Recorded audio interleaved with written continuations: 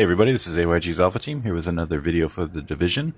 This is going to be the video for my D3 FNC build. I'm going to go over some gameplay, a little bit of strategy.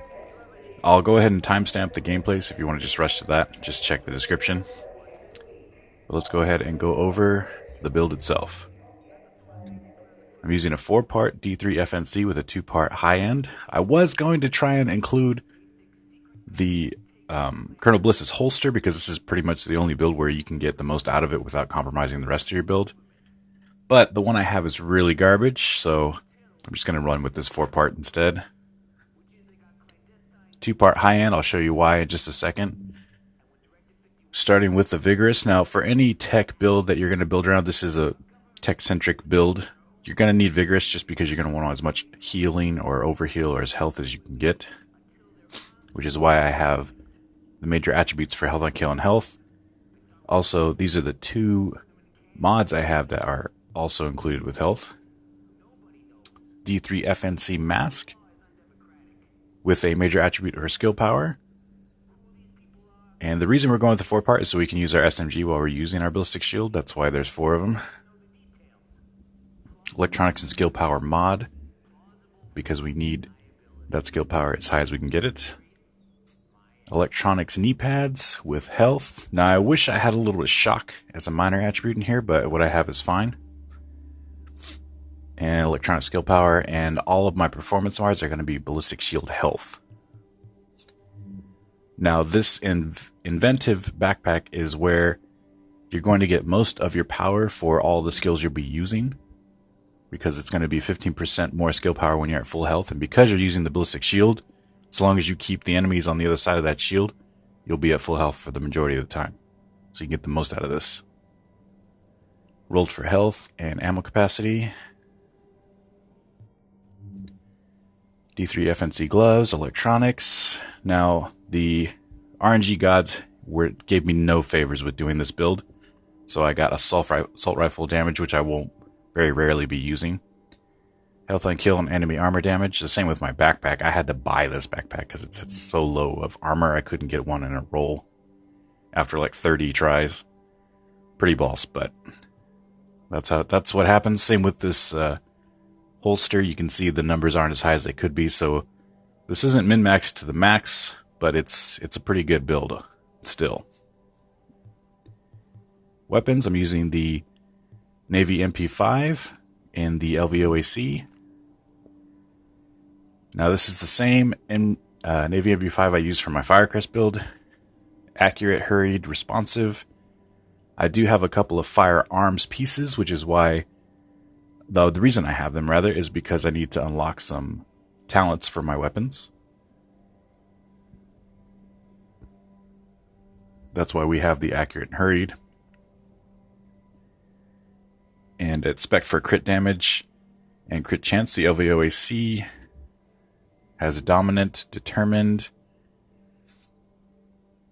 and I didn't see that other one. I think it's accurate. Also spec for headshot damage. I do use the enhanced PP19 sometimes when I'm running the ballistic shield, just because it's a little bit more. You can suppress enemies a little bit easier, and that comes in handy. Plus, with the magazine of like 111, you can just keep firing when people are reloading. It's pretty cool. Now let's go over the abilities. Of course, we're using the ballistic shield. And you can see right here, the health of this particular shield I'm using is 2 million hit points. So that shield is never going down. And the entire time I've used it, I've never lost a shield to damage. So long as you're behind it, you're going to be fine. And with the mastery, you get the shield's health restored. So pretty much as often as you can take damage from that shield, you're also getting it back. And the reason I go with this one is for that 20% damage increase. You can also use... Now, this is the lowest health shield that you can get. And you could also use this shield, the reactive targeting, for 4.1 million hit points. But this is kind of overkill. Like, I've tried using it. There really is no reason to go with anything higher than 2 million. Because 2 million, like I said, I've never lost my shield. The most I think it's gone down is half. And that's with like 4 guys shooting at me and a turret. So it's not really you're not really going to have to worry about it if the shield's out about losing it, unless you discard it. So go with whatever mod you want to go with. I'm going with the one that lets me hit a little bit harder. It's really up to you. But like I said, the 4.1 million hit points, it's just overkill. You don't really need it. And I also go with the bullet turret, the active sensor. Now the reason I go with the turret is because with the ballistic shield, you really have to concentrate on controlling the space in front of you, because you are susceptible to things behind you. So if you can keep all the enemies in front of you, work on the area in front of you, that will ensure that you will stay alive longer. The turret helps with that. The turret helps you control space. It's got tons of range, so it can start shooting on enemies before they even get close to you. It's a really good addition for this build, in my opinion. Of course, you can go with other things. It would be a lot more helpful for me if I had a healing skill, something like first aid. But for what we're working with, and because we're going to have the shield up most of the time, you really don't need it. Recovery link as usual. You can see here in the talents, everything's for med, and everything's oriented around healing myself and healing with med kits, because that's pretty much all I'm going to be able to heal with. So I'm using the critical save, the combat medic. This will also help keep your shield alive, which you won't really need it for that, but it'll help out with teammate scenarios. And the skill cooldown increase, of course. You could go with one is none. You could go with on the move. Like I said, all these talents are great additions. Adrenaline is also good. Steady hands works with the ballistic shield because it's considered cover. But like I said, I'm going with what I got because it works for me. And let's go over the overall stats here. Pretty decent weapon damage. Crit chance is good. Critical hit damage is good. Headshot damage is good. This is all for the Navy MP5. Now, with this ballistic shield build, you will need your weapon to be effective. You're going to be getting a lot out of your shield in the sense of you're going to have survivability, but you also still need to do damage, which is why I'm running that ballistic shield that increases my damage when I have it out. And I'm running a really skill-based turret, so that as well is going to be doing damage. Coupled with my weapons, I'll be able to have some serious DPS output, which is going to help me in the long run. Again, just so you know, 2 million hit points on this shield. It's going to keep me alive for a really long time. And there are a couple of things you want to do with this build. We'll go over that right now. Rule 1, you want to, like I said before, you want to control the space in front of you. So that's what the turret's for. That's why I'm running over here to throw this out. Now my little mini-map, I see someone coming behind me.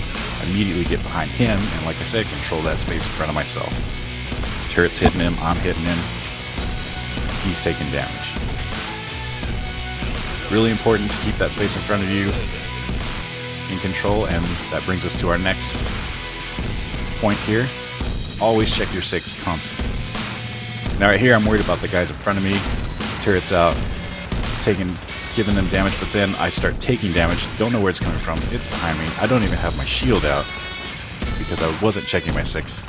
Could have been a really rough situation for me, but luckily my turret had my back. I was able to clean up the rest of these guys.